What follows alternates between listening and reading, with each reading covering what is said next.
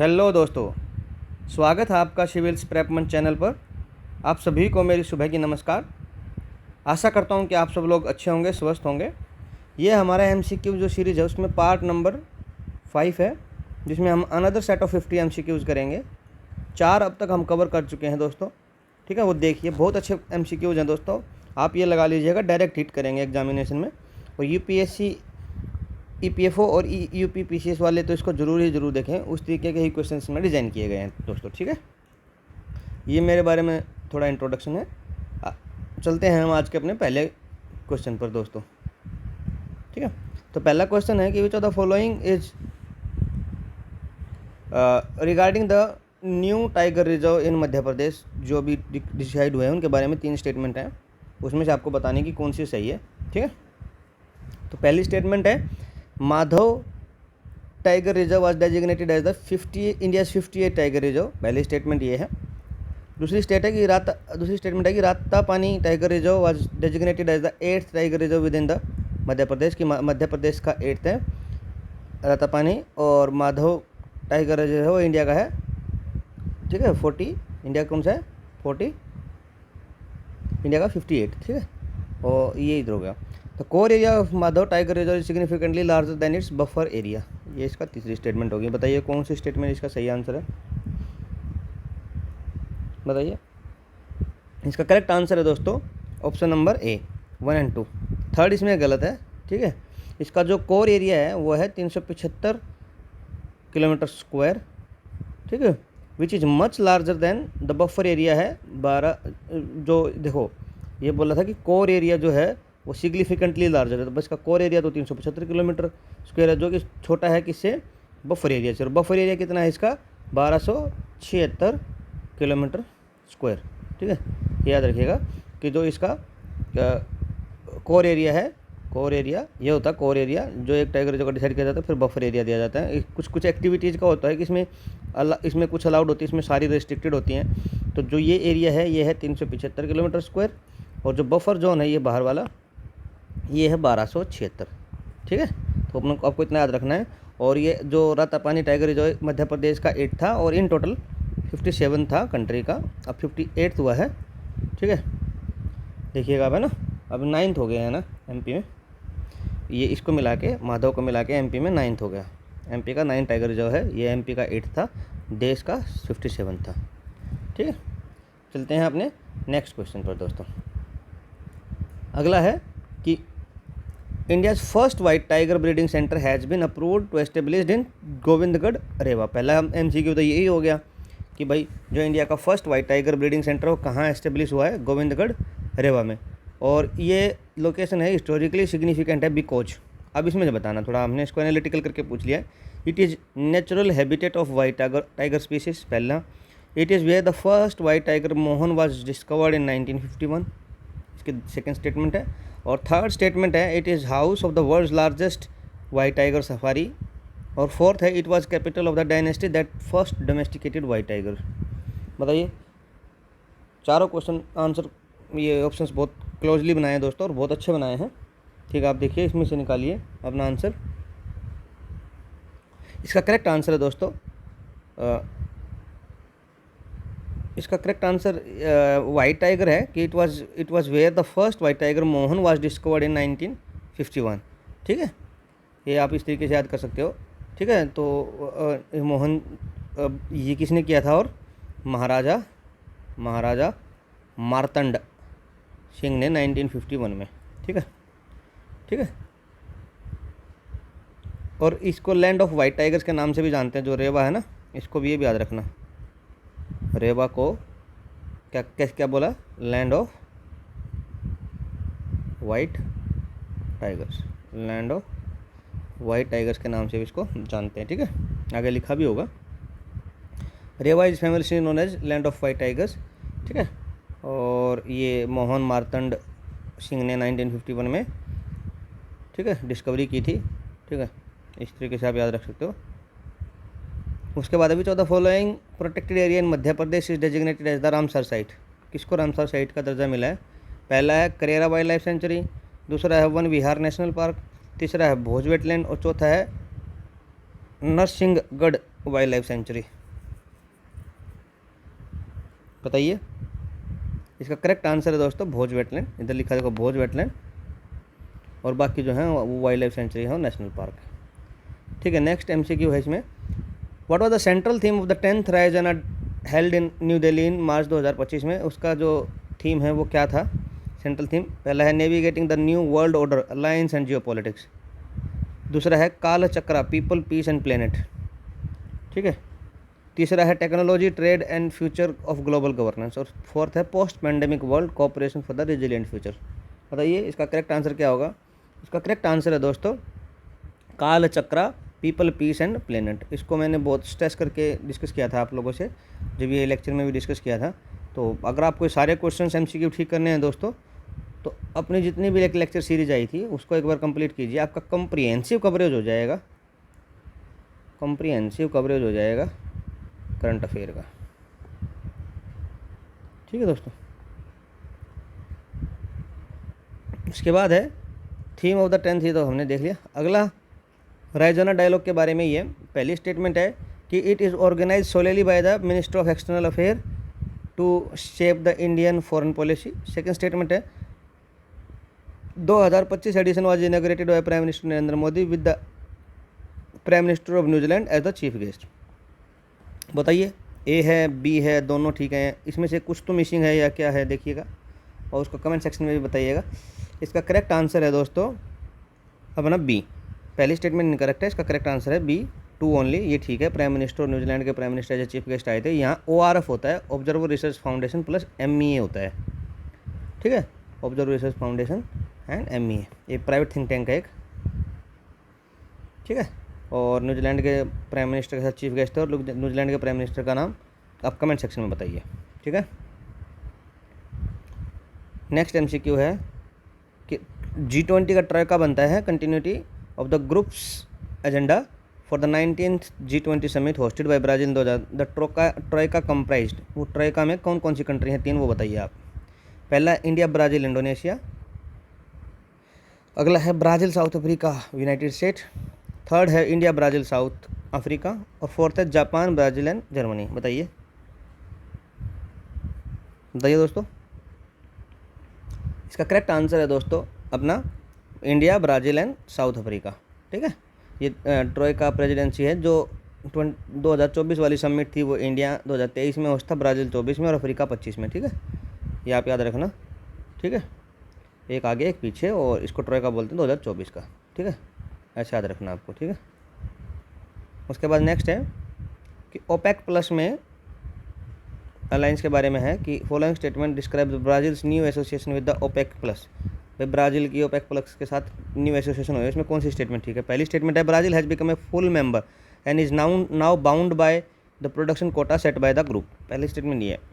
Brazil join as the 23rd member but explicitly retains independence in the making production designs. तो पहले तो ये full member बन गया, प्रोडक्शन कोटा सेट होगा इसका। दूसरा है कि ये 23rd मेंबर हो गया, इंडिपेंडेंस से डिसीजन लेगा, ये सब है। तीसरा है Brazil entry makes it the largest oil producer with in the OPEC plus alliance surpassing Russia, ये तीसरी स्टेटमेंट है। फोर्थ है कि decision to join OPEC plus was made by Brazil state owned company Petrobras without government approval. Fourth ये है। बताइए इसका correct answer है दोस्तों बी।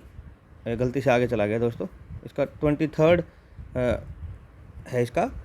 ठीक है, ये देखिए आप, OPEC as 23rd member in the February 2025। However the condition of membership is that retain autonomy over the oil production level, not oblige to participate in the coordination production cuts. The decision was approved by Brazil national energy policy council.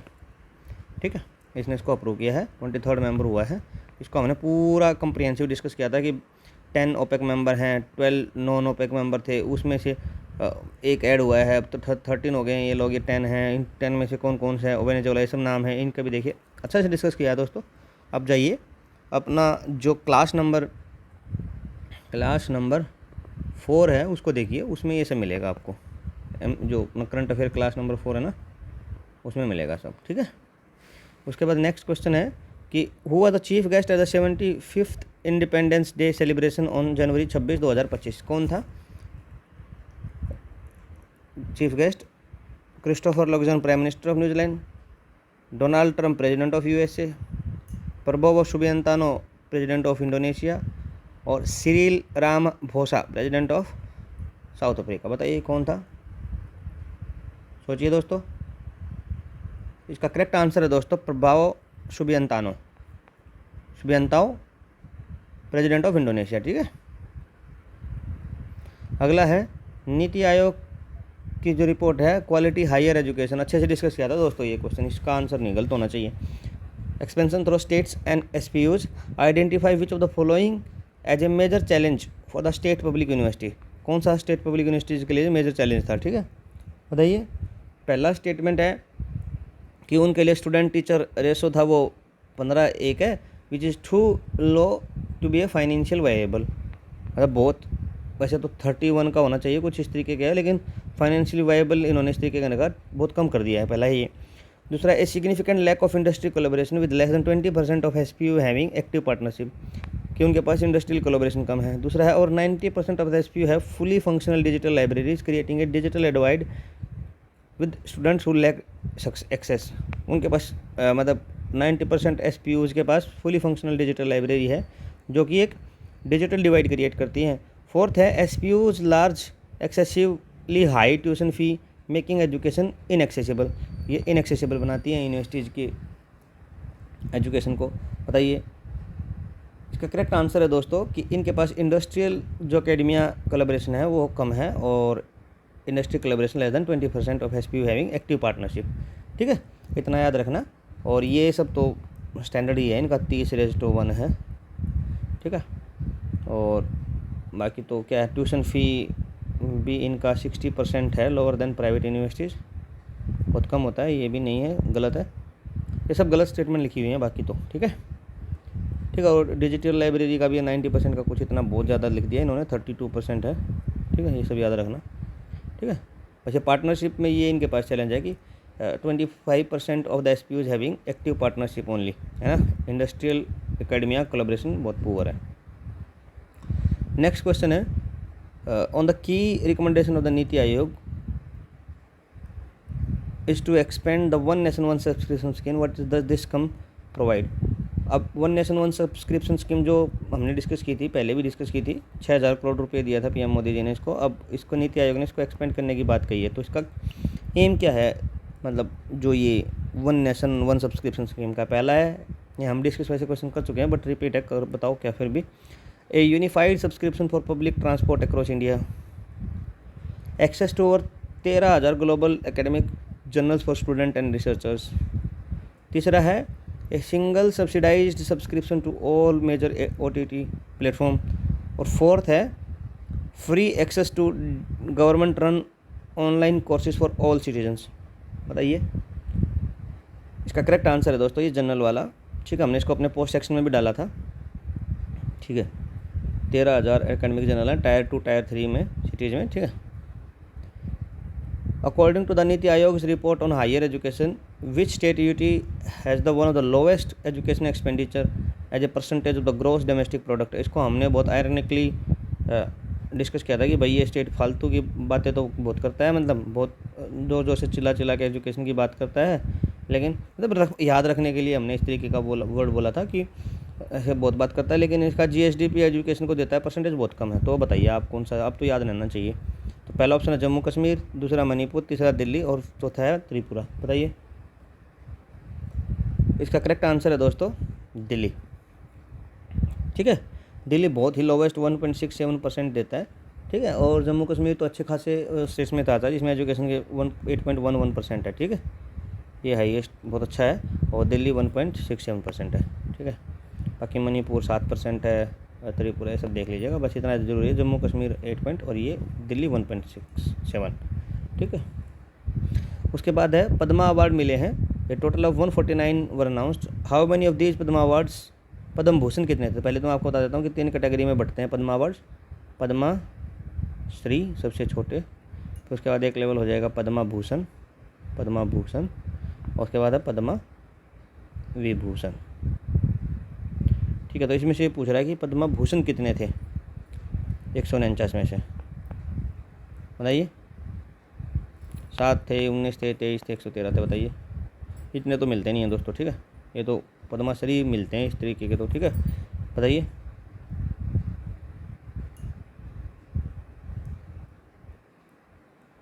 इसका correct answer है दोस्तों 19, ठीक है। 19 149 में से पद्मा विभूषण थे, ठीक है। और पद्म विभूषण, पद्मा भूषण हुए और ये पद्मश्री हुए, और पद्मा विभूषण और कम मिलते हैं, वो हैं 7, ठीक है। उसके बाद है चलो, फॉलोइंग पर्सनैलिटीज पोस्ट्यूमसली किसको मिला है पद्मा भूषण। सेकंड नंबर वाला पद्मश्री, पद्म भूषण और पद्म विभूषण में सेकंड वाला पोस्ट्यूमसली किसको मिला है। पहला ऑप्शन है शारदा सिन्हा, दूसरा है जे.एस. खेर और तीसरा पंकज उदास और चौथा है आर अश्विन। ये तो अभी ये पोस्ट्यूमसली होता है मरने के बाद, तो ये तो अभी अश्विन जी तो अपने बीच हैं, तो ये तो आंसर होगा नहीं। चलो आपके लिए मैंने एक तो हटा दिया, बाकी हैं या नहीं है जीवन में वो आपको पता लगा के आंसर देना है, ठीक है। बताइए, इसका करेक्ट आंसर है दोस्तों पंकज उदास, ठीक है। और बाकी यहाँ थोड़ी इन्फॉर्मेशन भी है कि भाई पंकज उदास जी को पद्म भूषण मिला है, और शारदा सिन्हा एंड जे.एस. खेर ये अपने चीफ जस्टिस हुआ करते थे, और ये पद्म विभूषण मिला है इनको, और ऊपर वाला मिला है ये पद्म भूषण है, ये पद्म विभूषण है। और आर अश्विन जी को पद्म श्री मिला है, तो आर अश्विन जी को पद्म श्री, इन खेर जी को पद्म विभूषण, ये टॉप हाईएस्ट होता है पद्म विभूषण, और पद्मश्री मिला है, पद्म भूषण मिला है ये पोस्टमसली पंकज उदास को, ठीक है। ये कैटेगरी है, इधर मैच कराइए किसको क्या मिला है ना। ऐसे ये बहुत सारे अवार्ड्स होते हैं दोस्तों, फिर भी मैंने कुछ कुछ बेसिक जो मेन इंपॉर्टेंट है वो कवर करने की कोशिश की है, या फिर कुछ फैक्चुअल जैसे कि कुछ इंपॉर्टेंट ही हो जाता है ना कि कितनी वुमेन है, कितने पद्म विभूषण है, मोटा मोटा जो ऊपर वाला मैंने कवर करने की कोशिश की है जो मेन है, ठीक है। और ज़्यादा से ज़्यादा आप 7 को तो याद रख सकते हो, ये पद्म विभूषण वालों को वो आप देख लीजिएगा, ठीक है। पूरा हमने इसको डिस्कस किया है अपने लेक्चर में। तो पहला है ओसामू सुजुकी, पद्म, कौन सा पेयर करेक्टली मैच में बताना है, पद्म विभूषण है। पी.आर. श्रीजेश पद्म भूषण है। आई.एम. विजयन पद्मश्री है।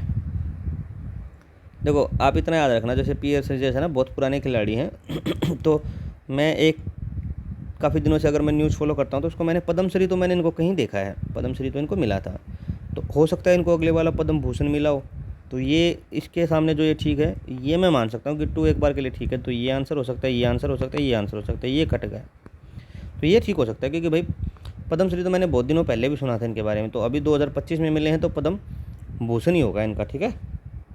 उसके बाद बताइए करेक्ट आंसर क्या होगा।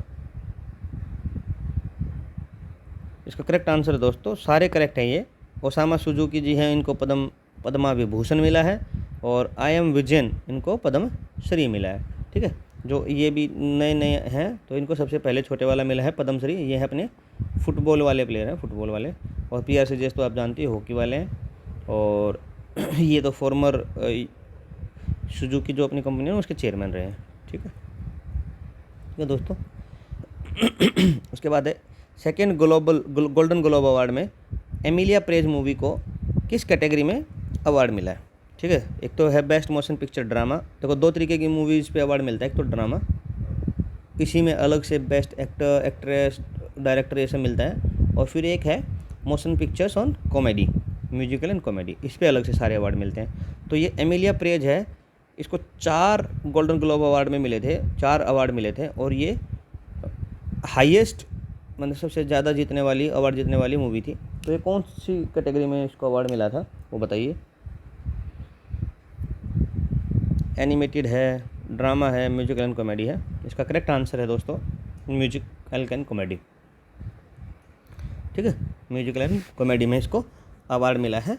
और जो ड्रामा वाली में था कि बेस्ट मोशन पिक्चर जो ड्रामा थी वो ब्रूटेलिस्ट थी, ब्रूटेलिस्ट, क्या नाम था, ब्रूटेलिस्ट, याद रखना अब है ना, ब्रूटेलिस्ट। ये दोनों क्वेश्चन पूछे जा सकते हैं ना। म्यूजिकल एंड कॉमेडी में तो मिला है किसको, एमिलिया प्रेज को, और ब्रूटेलिस्ट को मिला था ड्रामा में, ठीक है। उसके बाद है major Dhyan Chand Khel Ratna award conferred upon 3 sports person, इसमें से कौन था उस लिस्ट में नहीं था। Manu Bhaker ji, Harmanpreet Singh, Praveen Kumar, para Olympic high jump और अनु रानी, इसमें बताइए कौन सा नहीं था। ये बाकी तो इसमें थे दोस्तों, और इसका करेक्ट आंसर होगा अनु रानी इसमें नहीं थी, ठीक है। नेक्स्ट स्टेटमेंट है द्रोणाचार्य जो अवार्ड मिलता है एक्सेलेंस, ये बहुत वन लाइनर है, कि किस साल में स्टार्ट हुआ था, 92, 2002, 85, 90, बताइए। इसका करेक्ट आंसर है दोस्तों 1985। 1985, ठीक है। ये कौन है? द्रोणाचार्य अवार्ड। ये 1985 में स्टार्ट हुए थे। और खेल रत्न जो अवार्ड है ना, खेल रत्न, ये 1992 में हुई थी, ठीक है। तो इसका करेक्ट आंसर है 1985। तो कन्फ्यूज मत होना ये इससे, ठीक है। उसके बाद नेक्स्ट है सृजन न्यूज़ में है, एम्स में लॉन्च किया गया है। तो क्या है ये? पहला ऑप्शन है एक AI बेस्ड डायग्नोस्टिक टूल है फॉर कैंसर डिटेक्शन। दूसरा है India's first indigenously automated biomedical waste rig. तीसरा है surgical robot developed for minimal invasive procedure. और फोर्थ है a telemedicine platform connecting rural patients with urban specialist. इसका चौथा option है। बताइए इसका करेक्ट आंसर क्या होगा?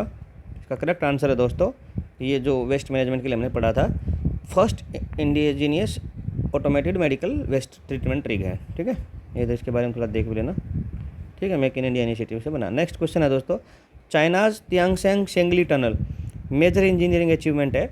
इसका प्राइमरी फंक्शन क्या है? पहली बात तो आपको यही पता होना चाहिए कि तियांगशेंग शेंगली टनल कहाँ है, चाइना में। तो उसके बाद है it is a railway tunnel for high speed trains. It is expressway tunnel that drastically cuts travel time across the Tianshan mountain. तीसरा है it is utility tunnel for transporting water and oil pipeline. और चौथा है it is a part of strategic underground military facility. तो इसका correct answer बताइए कौन सा है? इसका करेक्ट आंसर है दोस्तों ये एक्सप्रेसवे वाला, कि ड्रास्टिकली टाइम को कट कर देता है जिनजियांग रीजन में, ये north Xinjiang to south Xinjiang, ठीक है। वो देख लीजिएगा काउंटी कौन कौन से नॉर्थ जिनजियांग में। एक तो है उरुमकी और दूसरा है यूली काउंटी। इसको एक दूसरे से कनेक्ट करता है, उरुमकी एंड यूली।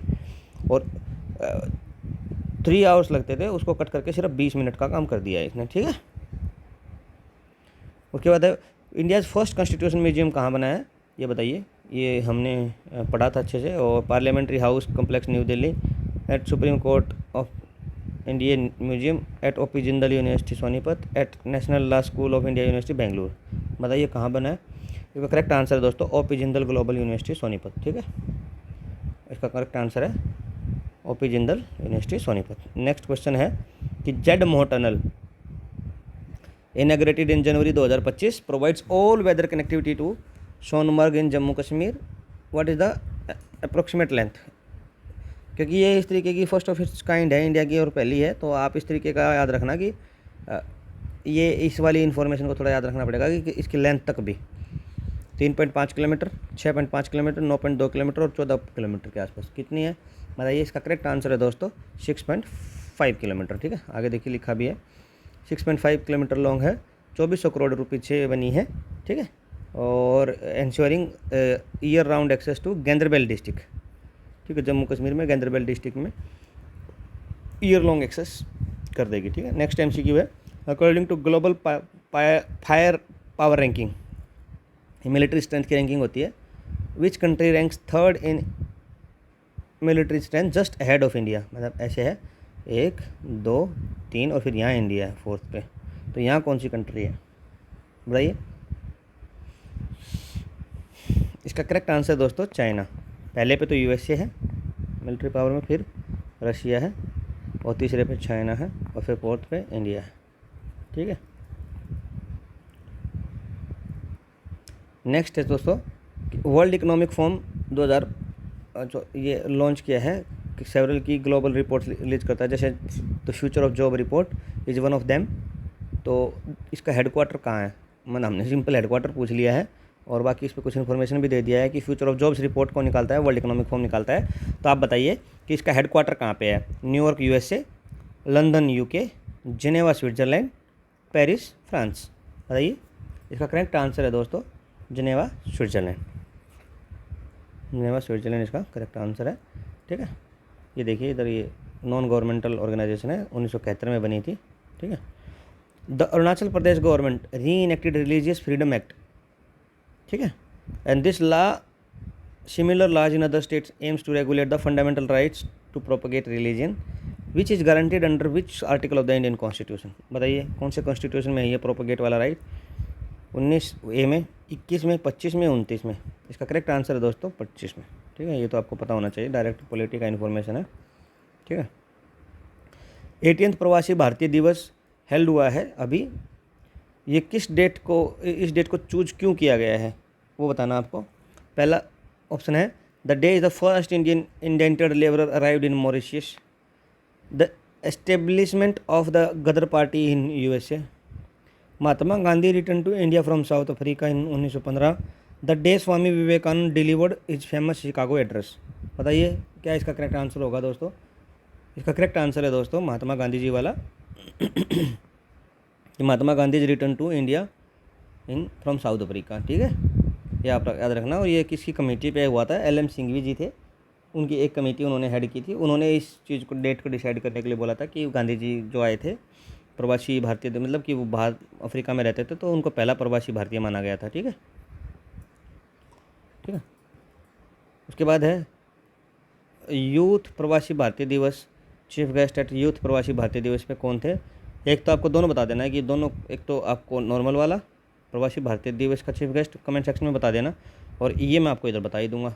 ये आप बताओगे कि क्रिस्टियन कंगालू है प्रेसिडेंट ऑफ त्रिनाद टोबैगो, ऋषि सुनाक है प्राइम मिनिस्टर ऑफ यूके, देव प्रगत है CEO ऑफ न्यूज़वीक मैगजीन, और सुंदर पिचाई है CEO ऑफ गूगल। तो इसमें से यूथ वाले का बताना दोस्तों। देखो ध्यान से देखना क्वेश्चन, बताइए।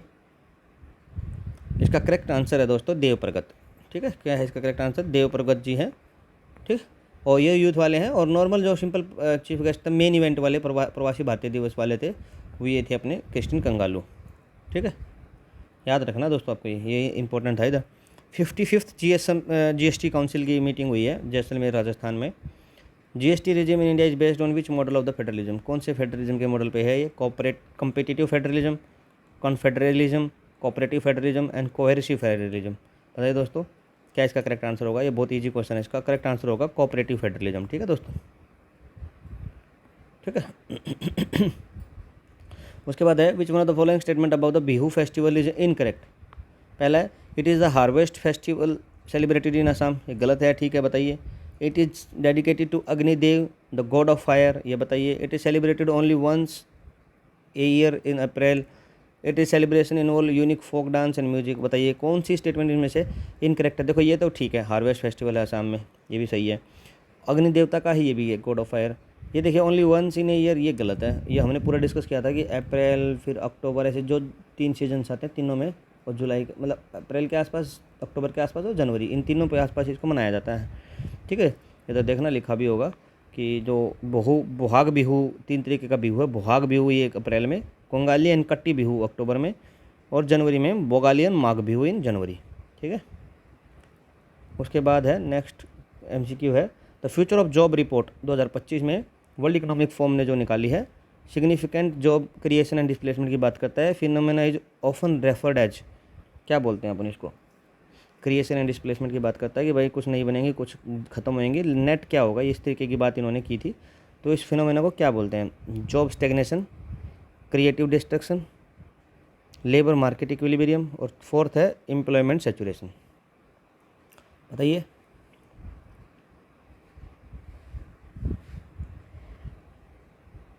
इसका करेक्ट आंसर है दोस्तों B, क्रिएटिव डिस्ट्रक्शन। क्या है, क्रिएटिव डिस्ट्रक्शन, ठीक है। The concept of creative destruction coined by economics Joseph Schumpeter perfectly describe the report's finding. It is a process where new innovations like AI and green tech create new jobs and industries while simultaneously destroying old, obsolete ones. The net result report suggest can still be positive job growth. तो इस तरीके का रखना कि इसको बोलते हैं creative destruction, की कुछ क्रिएट करेंगे और ऑब्सोलीट जो होगी उनको ख़त्म कर देंगे जॉब को, ठीक है। इस तरीके का रिपोर्ट ने बोला, बट नेट इन्होंने बोला कि पॉजिटिव ग्रोथ हो सकता है, ठीक है। पूरे आंकड़ों के साथ हमने डिस्कस किया था, लेक्चर देखना, ठीक है। Indian women team one under 19 T20 Asia cup जीती है, किस कंट्री को हरा कर जीती है, ठीक है। और बताइए तो कहाँ हुआ था ये भी बता दीजिएगा, ठीक है,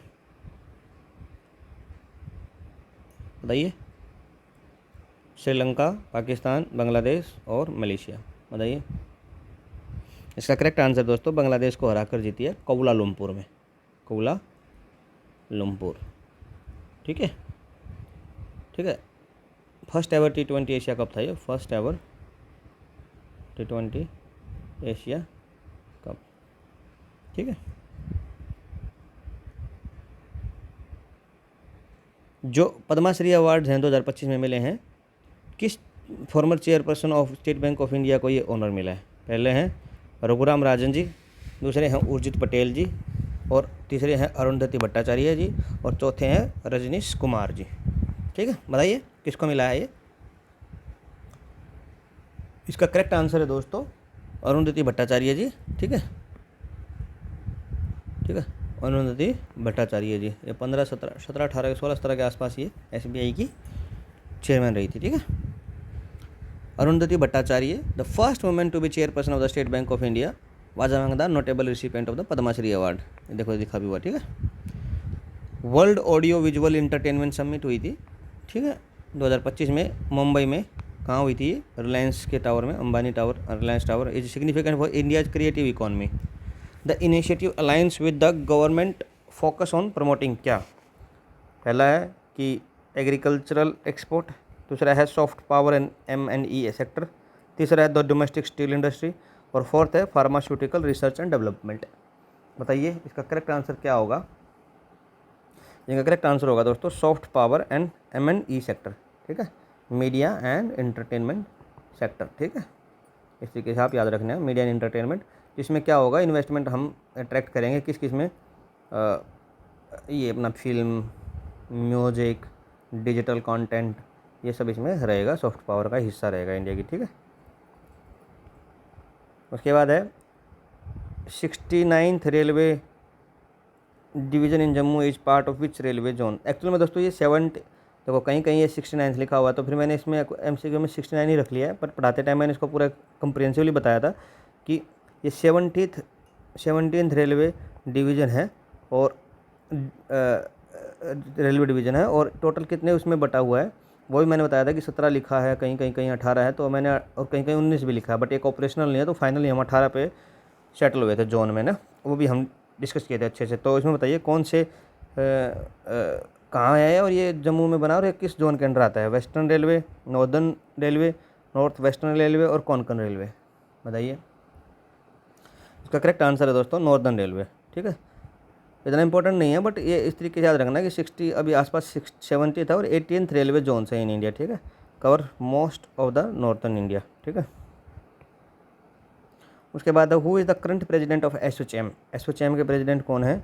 मनीष सिंघल जी, संजय नायर जी, उदय कोटक जी और संजीव मेहता जी, ठीक है, ये हैं। बताइए कौन से हैं इनमें से? मनीष सिंघल जी, संजय नायर जी, उदय कोटक जी और संजीव मेहता जी। इसका करेक्ट आंसर है संजय नायर जी, ठीक है।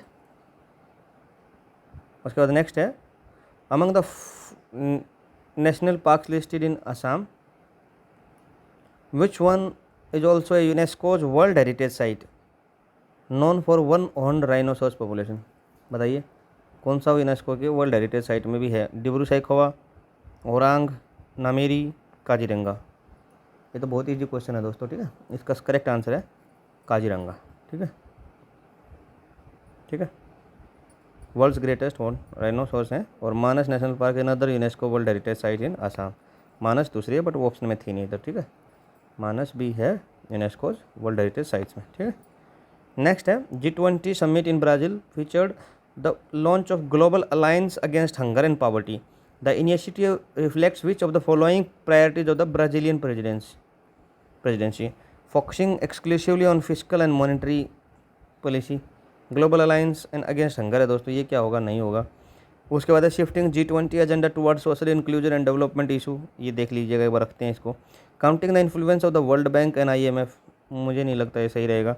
प्रमोटिंग ब्राज़ीलियंस एग्री बिजनेस एक्सपोर्ट, ये देखिएगा ना। बताइए इसमें करेक्ट आंसर क्या रहेगा?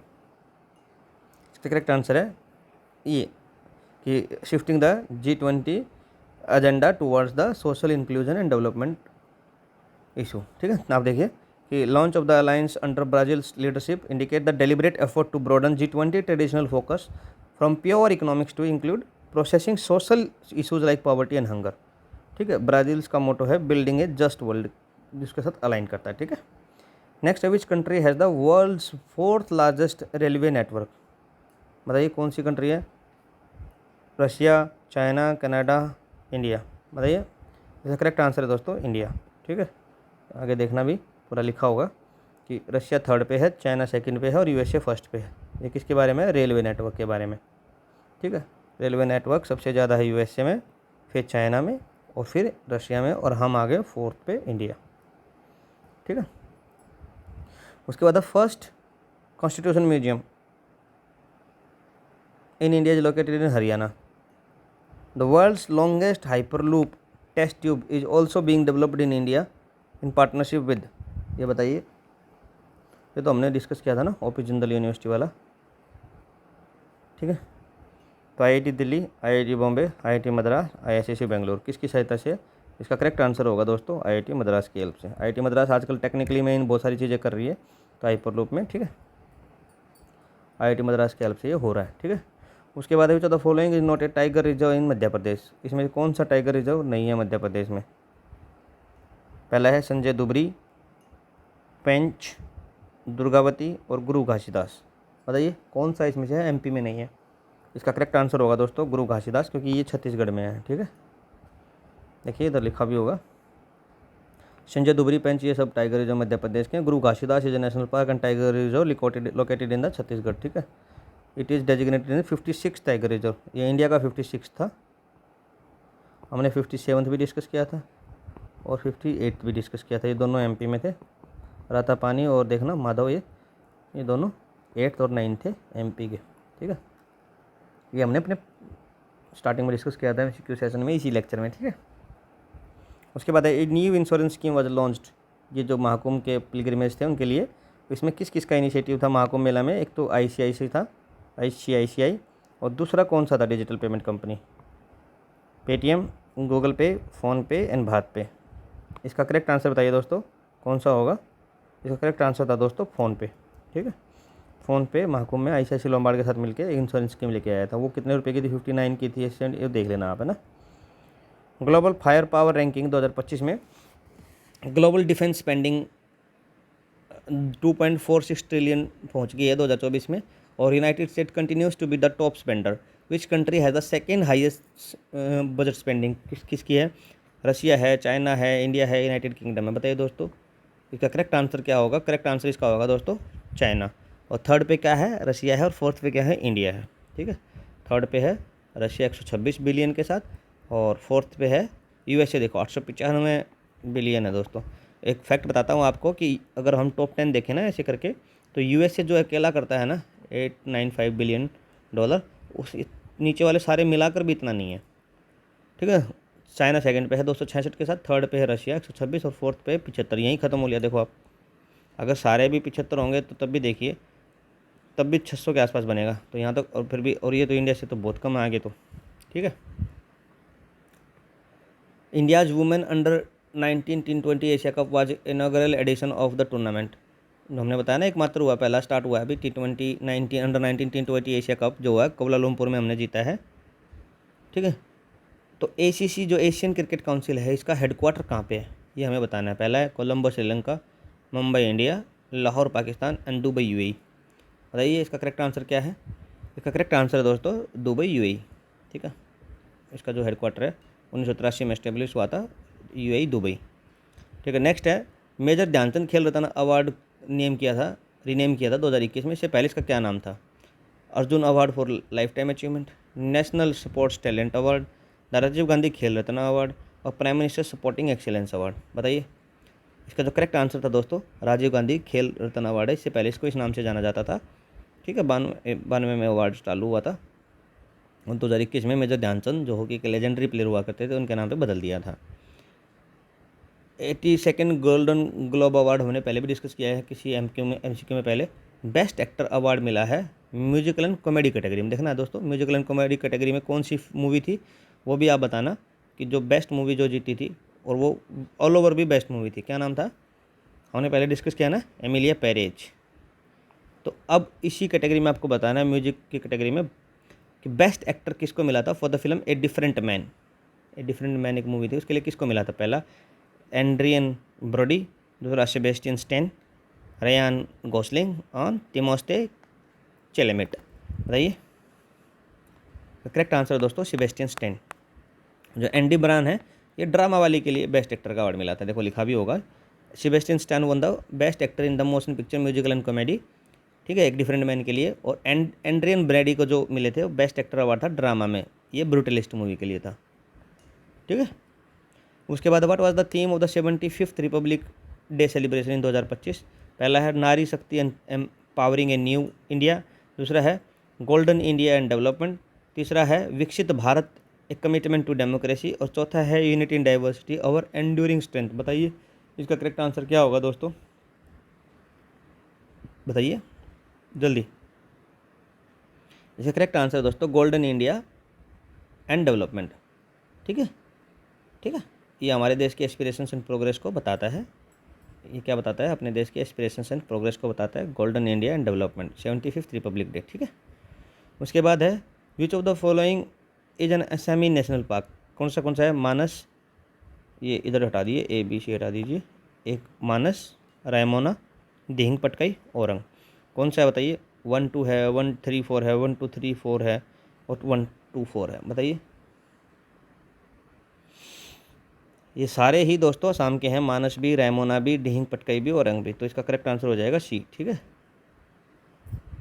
उसके बाद अकॉर्डिंग टू नीति आयोग की जो रिपोर्ट आई थी, what percentage of Indians higher education student are enrolled in the state public universities and their affiliated colleges. कितने हैं, मतलब जो स्टेट पब्लिक फंडिंग में है और उनका एकेडमिया भी कम है, ये सब देखा था ना। 25% से लेस एकेडमिया, इंडस्ट्रियल कोलैबोरेशन है, ये सब हमने देखा था।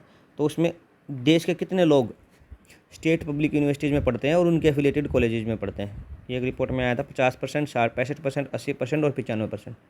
बताइए इसका करेक्ट आंसर होगा दोस्तों ओवर 80%, 80% से ऊपर, अराउंड 81 82 लिखा हुआ था, ठीक है। उतने लोग जो स्टेट पब्लिक यूनिवर्सिटीज़ या उससे एफिलिएटेड कॉलेजेस में पढ़ते हैं, ठीक है। उसके बाद है what is the GST rate on the sugar popcorn decided by GST council. ये तो बहुत न्यूज़ में भी आया था कि किस तरीके के पॉपकॉर्न पे किस तरीके का है, तो काफ़ी बनाया था कि पॉपकॉर्न भी 3 तरीके के बना दिए हैं निर्मला सीतारमण जी ने। तो इस पर कितना % था दोस्तों, बताइए। इसका करेक्ट आंसर है दोस्तों 18%। इन जनरल 5% लगता है नॉर्मल पॉपकॉर्न पे, फिर ऐसे कैरेमलाइज करके ऐसे कैरेमलाइज कुछ कोई बनाया था, देखो ये लिखा white plain popcorn 5%, sugar popcorn is taxed at higher 18%।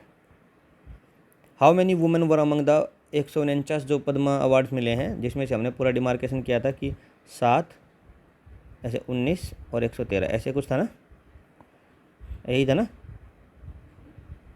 113, 19 और 7 देखना हो जाएंगे, इतने ही 149 हो जाएंगे ना। 19 और 7 26 और ये 26 या 29 होंगे दोस्तों, फिर ऐसा होगा तो 149 बनाने देख लीजिएगा आप, है ना। कितना हुआ, 7, 19, ठीक है, देखिएगा आप, है ना, ठीक है। ये पद्मा अवार्ड मिले हैं, तो इसमें से कितनी वुमेन थी बताइएगा। 10 थी, 13 थी, 19 थी, 23 थी, बताइए दोस्तों। 10, 13, 19 और 23 कितनी थी बताइए। इसका करेक्ट आंसर है दोस्तों 23 वुमेन थी दोस्तों, ठीक है। ये लिखा हुआ 149 पद्मा अवार्ड्स में से 23 वुमेन थी, और ये सिग्निफिकेंट रिप्रेजेंटेशन है वुमेन का, ठीक है, ठीक है दोस्तों। चलते हैं अपने नेक्स्ट आर्टिकल पर। नेक्स्ट MCQ है G20 समिट इन ब्राज़ील, ये नवंबर 2024 में हुई थी, ठीक है, नवंबर 2024 में हुई थी। Who represented the Russian federation at this summit, क्योंकि पुतिन जी नहीं गए थे, तो ये तो हटा दीजिएगा, तभी ये पूछा गया है कि कौन इनकी जगह कौन गया था, ठीक है, बताइए।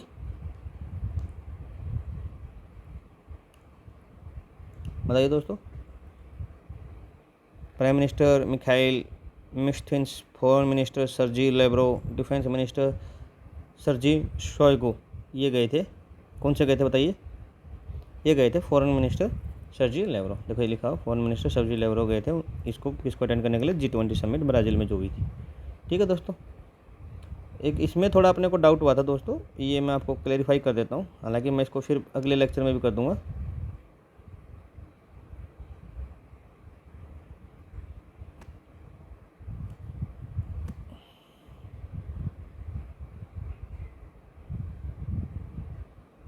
ये कहीं जहाँ कहीं भी ये लिखा है ना, ये वाला, ये 7, 19 और 113, तो ये 139 का सम बन रहा है, ठीक है। तो आप ये देखना कि ये 139 ही है, ठीक है, ये 149 नहीं है। जहाँ कहीं भी ये 149 लिखा है वो शायद गलत है। देखो 19 और 7 26 और ये 139 होगा, तो ये हटा के 139 पद्मा अवार्ड्स हो जाएंगे, ठीक है। एक दो जगह और भी लिखा होगा शायद नीचे पहले, ठीक है।